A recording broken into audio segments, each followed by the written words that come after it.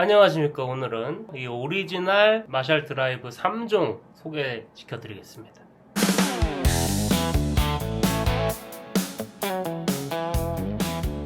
제가 몇 번 보여드린 적은 있는데 아주 상태가 좋은 오리지널 페달들이 있습니다.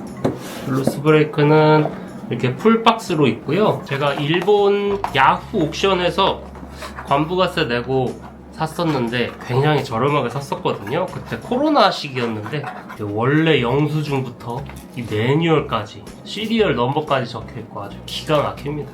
그 다음 드라이브 마스터도 풀박스로 있어요. 굉장히 상태 좋습니다. 이것도. 이건 영수증은 없는데 스티커가 있습니다. 그리고 마지막으로 슈레드 마스터.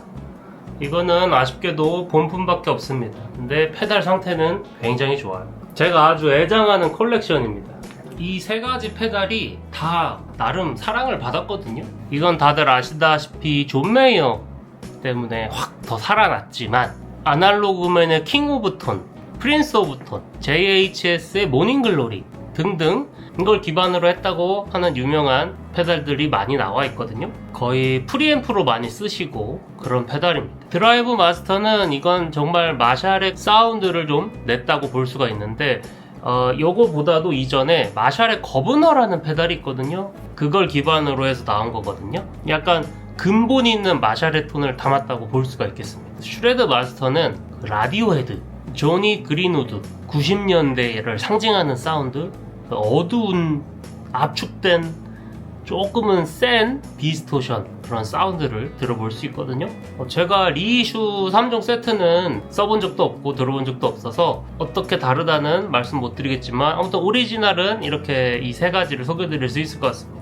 이 드라이브 마스터가 중고가가 그래도 저렴했거든요. 근데 재밌는 게 리이슈가 발매하자 리이슈보다는 비싸게 갑자기 가격이 올라갔더라고요.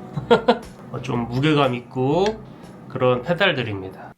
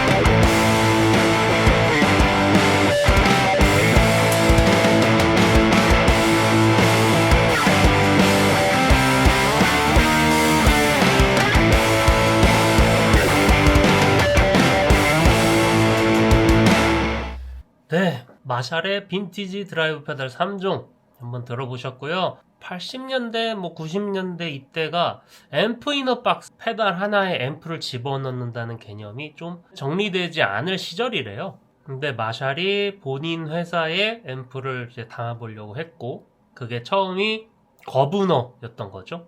그래서 거브너라는 대표 페달이 있었는데, 그걸 이제 로우 게인, 크런치 게인, 하이 게인 이렇게 좀 세분화돼서 출시를 했던 거죠. 예전에 블루스 브레이커가 사실 처음에는 아마 흥행을 하지 못했다고 알고 있습니다. 한국에서도 앰프를 사면 하나 주는 페달, 동아리 활동하시고 그랬던 분들이 동아리에 돌아다니던 페달 이런 얘기도 있었거든요.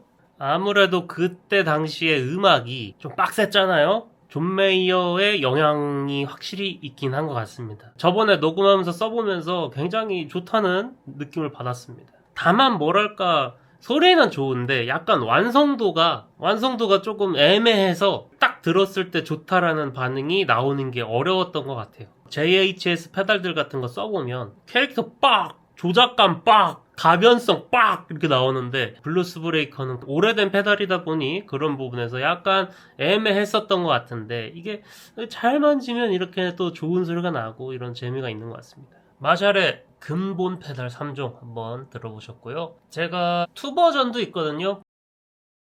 블루스 브레이커 2, 거브너 2 그것도 한번 가져올 수 있으면 한번 가져와 보도록 하겠습니다. 그거 비교해 보는 것도 좋을 것 같아요.